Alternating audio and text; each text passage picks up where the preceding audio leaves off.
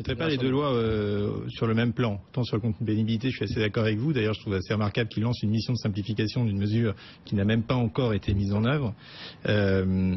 Et puis que dans le monde actuel, c'est très difficile de juger la pénibilité, puisque de plus en plus, on va vers une forme d'auto-activité ou d'auto-emploi où les gens choisissent et modèlent leur mode de vie autour d'emplois qu'ils ont eux-mêmes créés, choisis. On n'y est pas quand même. On n'y est pas, mais enfin, c'est quand même la direction que ça prend. Donc mais par contre, sur la loi Hamon, je trouve qu'il y a quelque chose d'intéressant dans la loi Hamon. D'ailleurs, Hamon a finalement fait les deux mesures assez libérales. Il a fait la class action, c'est une mesure très libérale. Il y avait de très bonnes choses dans la loi Hamon. Et Elle est très encadrée, hein, la class action à la France. Oui, alors le problème, c'est que les associations, il y a très peu d'associations qui ont intérêt à agir, etc. Mais enfin, néanmoins, ça allait dans un sens très libéral, pour le coup. D'accord.